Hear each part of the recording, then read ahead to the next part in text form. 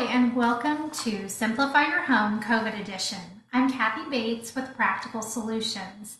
And I started Practical Solutions in 2003 out of a desire to help people get and stay organized.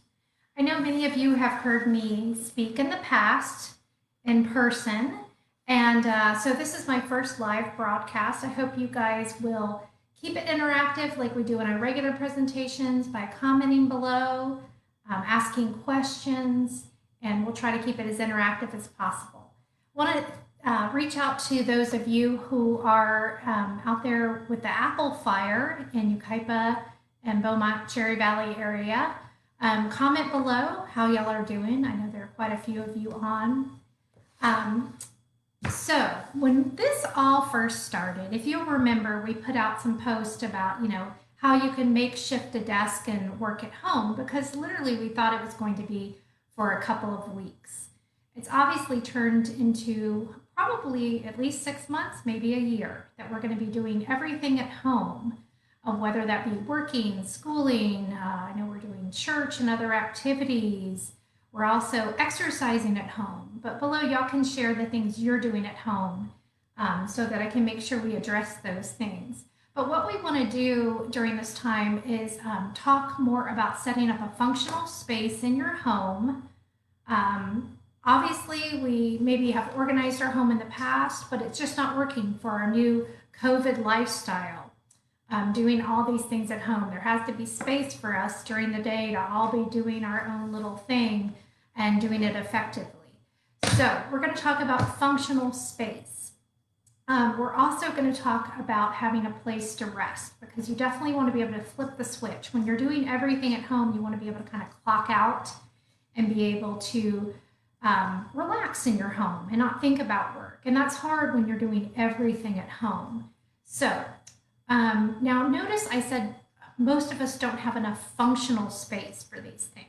Doesn't mean we don't have enough space. So we're going to work with what you have and try to create a more functional space.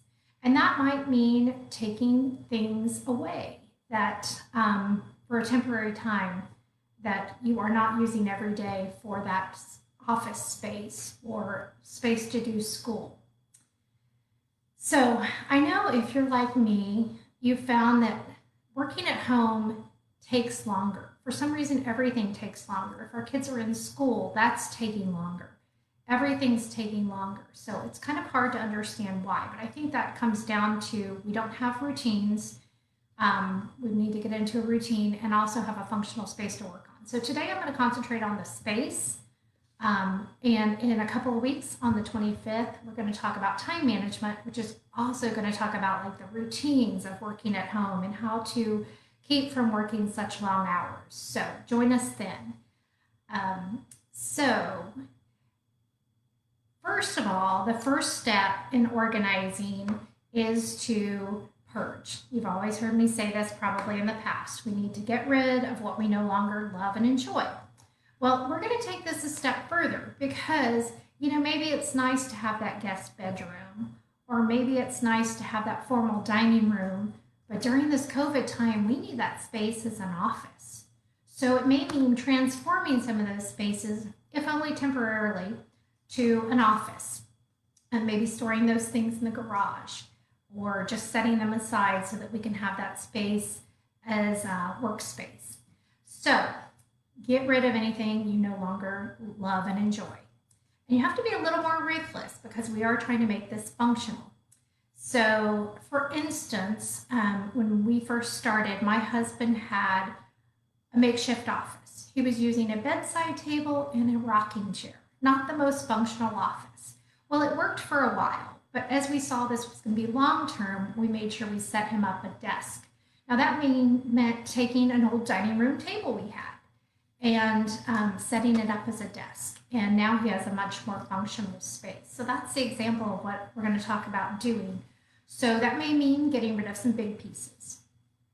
Temporarily, it doesn't have to go on forever. You can get your formal dining room back, you can get your guest bedroom back, but for a room you use a couple of times a year versus needing that space daily, you might want to transform that space into something else. So let me know what kind of things in the comments. Let me know what kind of things you're using your house for. So maybe that is your kids are all going to be doing school at home or whatever you're using that space for. And we'll try to address that during this presentation. So there are two ways to purge. There are two different approaches. The first one is to just when you have 5 minutes, grab a trash bag, grab a donation box, and go around your house and pick up things that you know are trash or donation and get them out. That's a quick and easy way to do it when you have a little bit of time here and there. Maybe you want to take a 5-minute break from work and you go do that. Now there's another way that takes a little bit more of a time commitment. And this is obviously how we do it as organizers. We go into a space and we look at that space and we have about 5 different categories. We have keep, we have donate, we might have things we want to sell, maybe things that have some value, and then there's obviously recycling and trash. So have those categories, whatever works for your space, you may not need them all, and start sorting everything in that room. So you might even have things in this instance that get stored because you're not going to use them during COVID. You're going to set them aside and then bring them back after we're no longer working at home. But it's going to create that space for you to work at home. We're also going to maybe do things like in your home office. You are, a lot of people have home offices. We found this a lot during COVID. They're calling us saying, hey, I have this great home office with all these built-ins and all this fabulous space, but it's just jumped up and cluttered. Well, that's great. If you have that kind of space available to you, fabulous. Let's make it functional. So again, clearing out all the clutter and making space for what you need it for. Next week on the 11th, we're going to tackle the paper management. So if you want to join us then Tuesday at 10 o'clock, same time, same place, we're going to talk about paper management because that is usually the biggest problem in these office spaces, that we've just let it get away from us because we've been so busy at work. And now we're coming back home and we're finding all these spaces are just driving us crazy because we are able to escape them by going to work. We're seeing them all the time. So yes, think about those spaces and decluttering. Now's the time. We should have a little extra time because we're not commuting, because we're not, involved in all the activities we're normally involved in. So try to take that time to commit a little bit to an hour here and there, going through some paper, going through a closet, going through a space you need to use for whatever it is you're doing during this time. Most of us, it's working and going to school. So those are some of the different strategies. Now, I will tell you during this time, Salvation Army isn't picking up, and that created a real hassle for everyone trying to donate things to a charity. You don't want it to go to the landfill, you want it to go to a charity. Now, some of the charities are opening up for donation drop-offs, but they're still not picking up. But we do have a special account with Salvation Army, and they have picked up throughout COVID. And they also take a lot more than the normal Salvation Army trucks will. So if you work with us, we'll be glad to schedule you a donation pickup that will allow us to do that for you as clients. So keep that in mind. And if you need any other options for whether it be selling something, where to go to recycle, we have some great recycling centers we can tell you about. If you have hazardous waste, what to do with that. You can always message us below or give us a call or email, and we'll be glad to answer those questions for you. So we've talked about getting rid of what we no longer need. That's the biggest step to organizing. That's obviously the hardest. What are some of the hardest things for you to get rid of, even though you know you're not using them very often? We just had a question come in. Do organizations pick up reusable bags that you don't want to toss? I'm assuming we're talking about grocery bags that you're no longer using. That's a great thing I know we're not using those anymore because they're not letting us at the grocery store, but it's always a good idea to hang on to those for a little while because you will use them again. But if you want to just use them, that's a great thing to put donations in and go ahead and donate things in those bags. They're nice and sturdy. So I hope that answered the question. If not, go ahead and let me know. So after you have decluttered and you've gotten rid of a lot of stuff you no longer need, and believe me, this is easier than you think it's going to be. That's always the biggest challenge for people because they think, oh man, I'm going to get in there and I don't even know what to do. But getting in there and just pulling it all out, you realize, oh, I didn't even know this was in here. I didn't even know I owned this stuff. And it's a lot easier to get rid of than you think. But definitely share in the comments the things that are really challenging for you. So after you have decluttered, you want to store things. So first, you want to store like items together.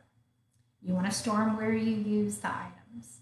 You want to store them based on how often you use them, and you want to contain and label them if they're small.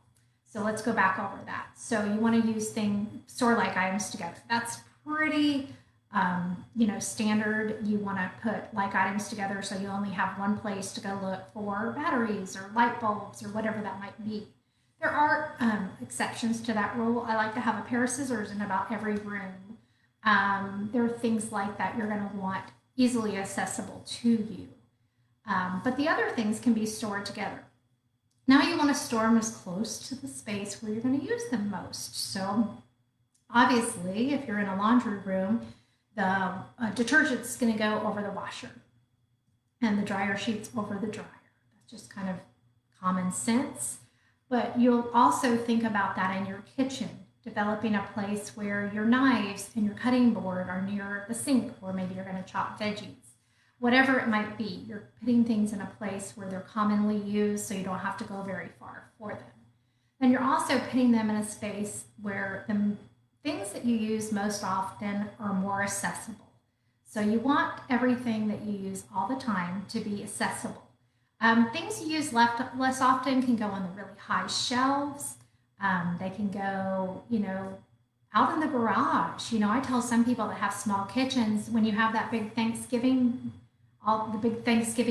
roasting pan, platters, things like that you use once a year, put them in a container out in the garage. Yeah, you'll have to wash them up before you use them, but at least they're not taking up a whole cabinet in your kitchen if you are short on space.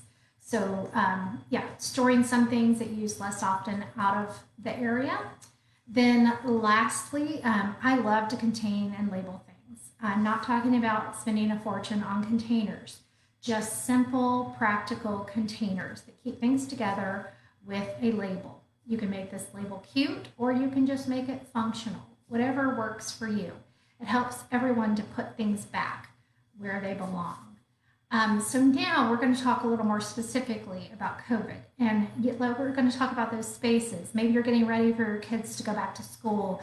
Maybe you're thinking, okay, I'm working at home for the long haul. Let's get this space functional. Think about what you need for that space. You may have a list of things like, I need to upgrade my internet if we're all going to be on the internet. I'm not used to having this many devices going at a time. I know when this first started, we had a problem with everybody trying to be on Zoom at the same time and using all the internet. So think about maybe upgrading for a while and having access for everyone to be on at the same time. And then you might even say, I need a headset. Kids are really, it's really important for them to have headsets if they are easily distracted, which most children are, especially little boys.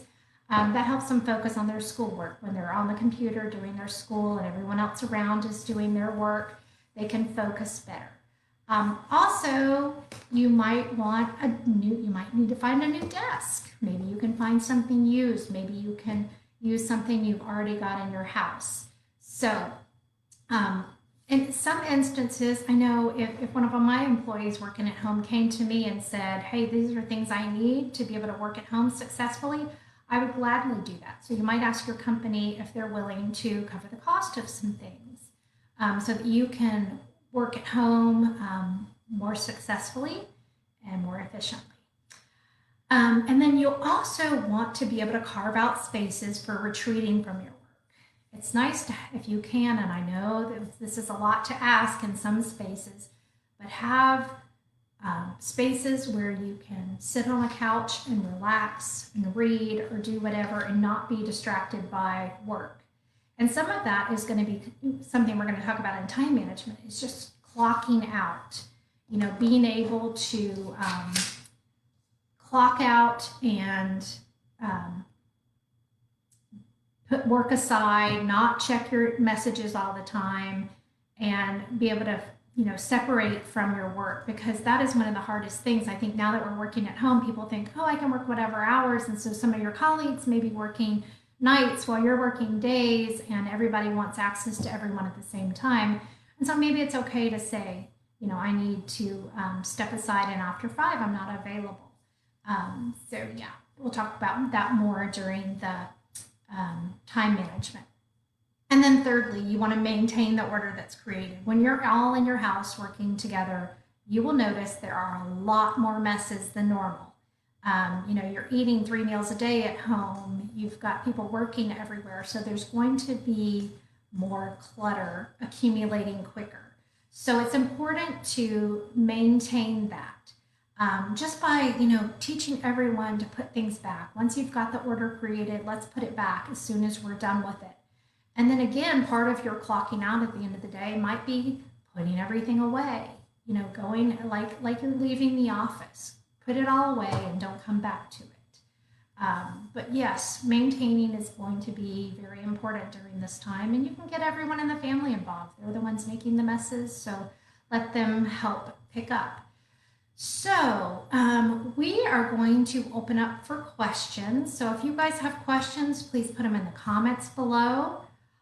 Also, whether you're listening to the live broadcast or the rebroadcast, we'll be glad to answer those questions. So put them out there. We'll be checking in and answering those from time to time. And as you go through your projects, feel free to put on any questions you have, and we'll be checking in. And also post some pictures of the projects you're doing. I would love to see how things are turning out for you. And if you're still overwhelmed, feel free to call us. Our phone number is listed in the information, but it's 909-307-4862. And you can also email us and let us know how your projects are going, how we can help you. You can even talk to us about how an organizer can help you. We come into your home and work with you. And yes, during COVID, we are working with people. We have very strict COVID protocol. So you can check that out on our website, which is psorganizing.com, P as in practical, S as in solutions, organizing.com. Check out those COVID procedures. We're being very careful and making sure every one of our clients and our employees are safe. We're also doing virtual organizing. So you can feel free to join us on a virtual organizing session. So do we have any questions? Monitor? No questions. Well, I'll be following up. You guys feel free to put those questions in the comments below, either now or at the rebroadcast or as you're working on your projects, and I'll be glad to check back in and answer those for you. Again, contact us at any point. I don't mind the calls. I enjoy them. I love helping people get organized, so feel free to call me. Also, join us every Tuesday in August. We're going to next week on the 11th be talking about paper management. The next week, the 18th, is going to be Simplify Your Move. So maybe you know of somebody who's moving or you're considering moving. Definitely talk about that, especially during the COVID time. And the last week will be the 25th, and we're going to be doing Simplify Your Time, a time management seminar. And that's going to be really important during this time, because I think it's so easy for us to get so busy with our lives and stay busy, even though we're wondering how in the world with all of our activities canceled and not having to commute. So we'll be talking about that in our new lifestyle and how we want it to look. Then make sure you like or share these videos so that others can gain some knowledge, hopefully, from them. And I think that's it for now. Any other questions? Okay. Well, y'all feel free to put the questions in there, and we'll see you. Oh, somebody just asked for kitchen organizing tips. So I'll definitely talk about that a little bit. So when you're in your kitchen, I know it's really easy when you organize your kitchen to have a bunch of gadgets. You know, we see these commercials and they're going to make life easier. And oh, if I only had that, I would cook more and I would eat at home more. And we buy all these gadgets that honestly just take up space and get in the way of the things we actually do need. So when simplifying your kitchen, think about that. Think about getting rid of all those things that you haven't touched in years. And normally that's enough to create space you need. And then organize things. I love organizers in the drawers that are dividers to keep everything separate. Make sure you just rework the whole kitchen to make it work for you. Utensils by the stove, silverware near the dishwasher and the table and every place you're going to use it. Try to make it as central as possible. And just put everything back in a neat, organized fashion, and you'll have a much more functional kitchen. Now, I will ask you guys to continue sharing below other topics you'd like to hear about, maybe photo organizing, keepsakes, bathrooms, laundry rooms, whatever you like. We're going to be trying to tackle those on a monthly basis on Facebook Live after August.